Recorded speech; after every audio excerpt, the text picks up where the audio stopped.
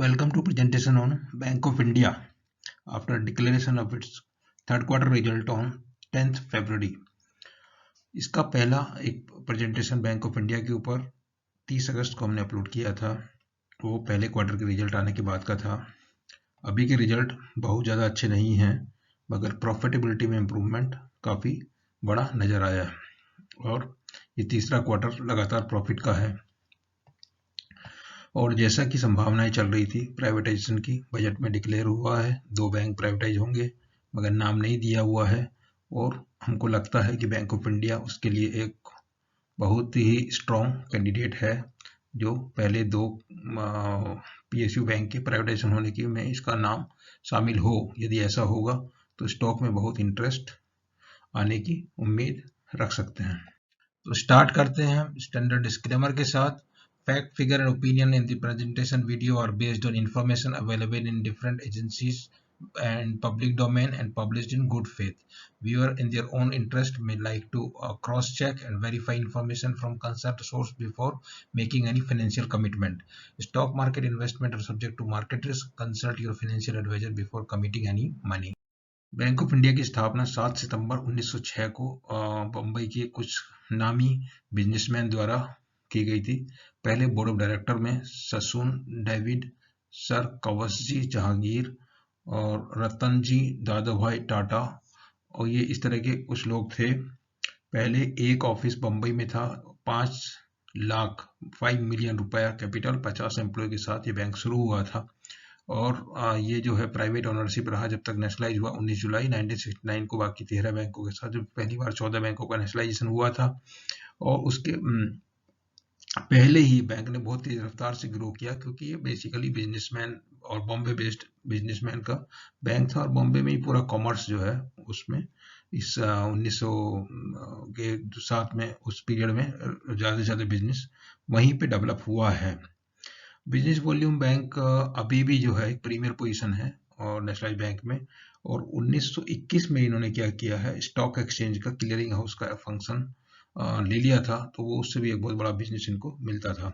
अभी इनकी फॉरेन में भी बहुत सारी ब्रांच हैं और सब्सिडरी हैं, एक जेवी है और इस प्रकार से जो है जो लास्ट कंसोलिडेशन हुआ था 10 बैंक का 1 अप्रैल 2020 से, उसमें बैंक ऑफ इंडिया को नहीं लिया गया। तो उसी समय यह था कि ये बैंक जो है अलग रखा गया, खास तौर से जो ये एक प्राइवेटाइजेशन का एक अच्छा चलने वाला बैंक जो प्राइवेटाइजेशन के लिए सरकार की नज़र में काफ़ी दिन से है, ऐसा लगता है। तो रिजल्ट की अगर देखते हैं रिजल्ट के बारे में, जो क्वार्टरली रिजल्ट आया है, क्वार्टरली आप 5 तिमाही के कंपेयर करके हम इसमें दिखाते हैं, तो ऐसा है कि जो इंटरेस्ट अर्न में दिसंबर से भी और जो मार्च, ये सबसे जो है इस बार की इंटरेस्ट अर्न कम है, क्योंकि ब्याज की दरें कम हो गई। उसका कारण यही हमको समझ में आता है और तो कोई कारण समझ में नहीं आता है। टोटल इनकम भी कम है, उसी के चलते है या किसके चलते है इसके बारे में कुछ जानकारी इसमें नहीं दिया, समझ में भी नहीं आता है कुछ खास। खर्चा जो है लेकिन बढ़ा हुआ है 92, 96, 91, 95 और ऑपरेटिंग प्रॉफिट में भी गिरावट दिख रही है। जो पिछले साल की जो दिसंबर 19 में था वो 4100 से 2800 है और ये जो 2800 ना तो पिछले क्वार्टर से भी कम है, खाली सेकेंड क्वार्टर में जो था उस फर्स्ट क्वार्टर का 2800 के आसपास ही है। प्रोविजन थोड़ा घटा दिया, उसके लिए प्रॉफिट बिफोर टैक्स थोड़ा बढ़ गया, टैक्स में प्रोविजन ज्यादा किया, इसलिए प्रॉफिटेबिलिटी लेवल 500 करोड़ है। जो पहले क्वार्टर में 851 करोड़ प्रॉफिट था, अभी 544 करोड़ प्रॉफिट रिपोर्ट किया है। तो उसमें प्रोविजन के ऊपर ये लोग पूरा डिपेंड करता है कि कितना प्रोविजन किया है कितना नहीं किया है। और लेकिन जो है ग्रॉस एनपीए में जो फिगर में लगातार गिरावट 61,000 से 54, और उससे ज्यादा बड़ा जो सुधार देखने में मिला वो नेट एनपीए में 20,000 करोड़ से अभी 9,000 करोड़ के आसपास है। परसेंटेज टर्म में 5.97 से 2.46%। और ज्यादा लंबे समय के डाटा देखने के लिए पिछले 5 साल के डाटा देखते हैं, तो उस 5 साल के पीरियड में जो भी है टॉप लाइन में कुछ खास 42,000 करोड़ की रेंज में ही है और ऑपरेटिंग प्रॉफिट जो 6,000, 9,000, 7,000, 8,000, 11,000, ये इम्प्रूवमेंट जो है पिछले साल में कुछ नजर आया था। अभी देखिए उसका कितना देखने में मिलेगा। लेकिन ग्रॉस प्रॉफिट लेवल में कोई ट्रेंड नजर नहीं आया, ये बढ़ता ही रहा, ऑलमोस्ट 60,000 के आसपास रहा है। लेकिन नेट एनपीए में जो सुधार देखने को मिला है, 27,000 से 28,000 करोड़ मार्च 18 में था, वो 19 हुआ और 14 हुआ और अभी 9,000 करोड़ है। तो ये इस लेवल पे नेट एनपीए लेवल में जो है काफी प्रोविजन करके जो है इन्होंने अपने आप को उससे जो है मुक्त किया है। तो डिपॉजिट के मामले में अभी देखते हैं ग्लोबली जो है तो इम्प्रूवमेंट, मामूली सुधार है, एडवांसेस में सुधार है, डोमेस्टिक ओवरसीज डिपॉजिट और ये सब थोड़ा थोड़ा सुधार नजर आता है। ग्लोबल बिजनेस देखते हैं तो उसमें भी इम्प्रूवमेंट है, प्रॉफिट आफ्टर टैक्स में, और ये नजर आता है। प्रोविजन कवरेज रेशियो भी जो है अभी 89% पे आ गया, बहुत रिस्पेक्टेबल पोजीशन में आ गई है। और ग्रॉस एनपीए नेट एनपीए जो है वो लगातार घट रहे हैं। नेट एनपीए में बहुत ज्यादा गिरावट मिली है, अच्छा खासा प्रोविजन उसका कारण है। और रिस्क वेटेड एसेट्स कैपिटल एजुकेसी की बात करते हैं तो कैपिटल एजुकेसी जो थी पिछले क्वार्टर में 12.8 से घट के 12.5 हो गई। थोड़ा कुछ पैसा इन्होंने मार्केट से रेज किया है, फिर भी वो है कैपिटल एजुकेसी भी कम ही है और कैपिटल रेजिंग की जरूरत है। बैंक की प्लानिंग भी थी स्टार्टिंग में और इन्होंने इनेबलिंग रेजोल्यूशन वगैरह भी पास करके रखा हुआ है। नेट इंटरेस्ट इनकम घट गया इस बार, इसका कारण तो नजर यही आता है कि ब्याज ही घट गए, total rate of interest down है, तो दैट में भी रीजन और कुछ तो कारण समझ में इससे एट्रीब्यूटेबल उतना नहीं लगता है। नेट इंटरेस्ट मार्जिन का जहाँ तक सवाल है वो जो है ये दिसंबर 19 के हिसाब से ये दिया हुआ है, वो भी नेट इंटरेस्ट मार्जिन भी जो है घट गया है, 3.45 से 2.8 हो गया। और ये ओवरऑल जो देखते हैं global means overseas and Indian का मिला के 2.58, तो ये जो है डाउन हो गया। कासा में वे रिडक्शन हुआ है, उसका रीजन ये है कि जो डिपॉजिट है इनकी करंट अकाउंट की घट गई है, सेविंग अकाउंट की भी घट गई है और टर्म डिपॉजिट की भी घट गई है, मगर बल्क डिपॉजिट जो बढ़ गई चिंता का विषय है। बट इन्होंने अपना कुछ सोच समझ के किया होगा, ऐसा मान के चलते हैं कि बल्क डिपॉजिट जो कॉर्पोरेट के पास बहुत पैसा पड़ा हुआ इन्वेस्टमेंट नहीं कर रहे तो उन्होंने उसको रखा है, तो उससे जो है कासा जो है डाउन हो गई है, मगर 40 के ऊपर है, कोई उतनी चिंता की बात नहीं है। दूसरी बात आती है रैम जो एक कॉन्सेप्ट अभी बैंकों में चला हुआ है, रिटेल, एमएसएमई और एग्रीकल्चर, इस क्षेत्र में जो है लगातार जो है एक्सपोजर बढ़ाया है। वाई ग्रोथ देख रहे हैं एमएसएमई में 14%, रिटेल में 10.7 और ओवरऑल रैम में जो है 9.9% है। कारपोरेट में जो है फ्लैट है और गवर्नमेंट के एडवांस बढ़ा दिए उन्होंने, 46% का ग्रोथ वाई इसमें देखने को मिलता है।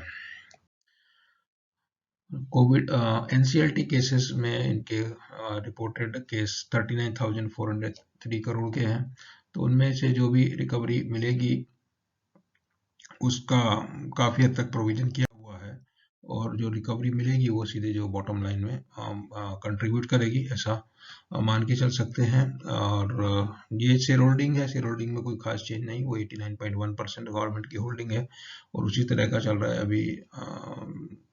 पब्लिक का 4.75 है, म्यूचुअल फंड का 0.3 है, इंश्योरेंस 4.54 और फाइनेंस इंस्टीट्यूशन बैंक है, कुछ फॉरेन इंस्टीट्यूशन इन्वेस्टर का भी आधा परसेंट के करीब है।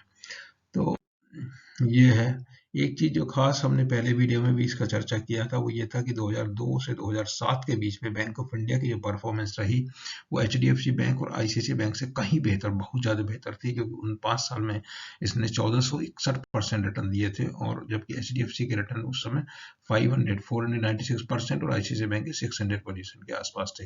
लेकिन 2011 के बाद में पूरा जो है कवाड़ा हो गया, ये जो -92 है एचडीएफसी बैंक का 360 और आईसीआईसी।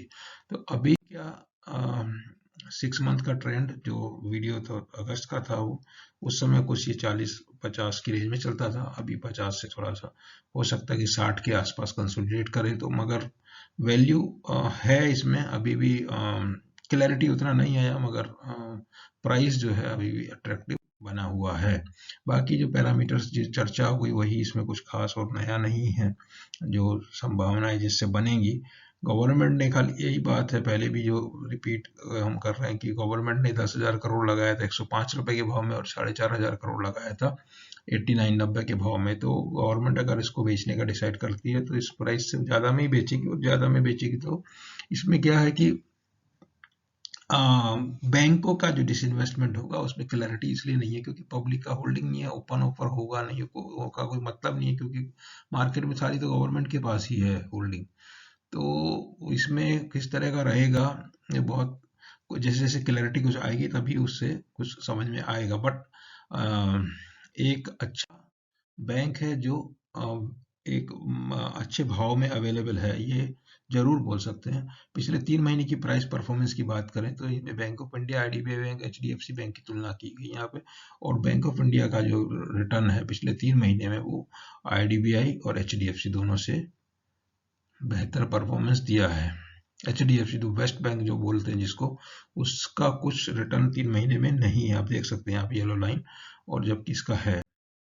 और अगर पूरी पीएसयू बैंक का इसका कुछ करीब 10-15 दिन पहले का ये डाटा है, तो उस समय अभी काफ़ी इनके रिजल्ट थर्ड क्वार्टर के नहीं आए थे 27 जनवरी का, तो उस समय ये 7वीं बैंक ऑफ इंडिया 7वीं नंबर पे थी। अभी शायद ये 49 से 59 के करीब भाव आ गया, तो ये अभी जो 6ठे नंबर पे नजर आएगी। आईडीबीआई आईओबी में तो कुछ खास इंप्रूवमेंट हुआ नहीं है, और इंडियन बैंक में थोड़ा इंप्रूवमेंट हुआ है उसके बाद से। तो ये थोड़ा बहुत बदल गया, मगर ओवरऑल बेसिस पे देखिए तो जो इसका नंबर है वो 6ठे नंबर पे जो है ये आती है। और उस प्राइवेटाइजेशन की टारगेट में तो रहेगी, अभी रहे या थोड़ा बहुत सेकंड स्टेज में, पहले 2 में रहे और उसके बाद की दूसरी वाली स्टेज में रहे, ऐसा मान के चल सकते। तो वीडियो में दी हुई जानकारी उम्मीद है कि आपको पसंद आएगी और आपके काम आएगी। आप और आपको यदि ऐसा लगता है तो आप वीडियो को जो लाइक कीजिए और चैनल को सब्सक्राइब कीजिए। चैनल सब्सक्राइब करने से आपको सब अपडेट और जानकारी मिलता रहेगा। उसके अलावा आप क्या कर सकते हैं, Views162 हमारा ट्विटर हैंडल है, उसको जाके विजिट कीजिए, वहाँ पे आपको सभी वीडियो से संबंधित जानकारी मिलता रहेगा। और सब्सक्राइब करने से जो आपको सभी जो वीडियो अपलोड करते हैं समय समय पे, और उसमें कुछ स्टॉक्स में बहुत अच्छे अप्रिसिएशन मिले हैं, तो उसमें यदि आपने वो देख के कुछ अगर डिसीजन कुछ लिया है तो अच्छा फायदा आपने एंजॉय किया होगा, ऐसा मान के हम चल सकते हैं। Thank you very much.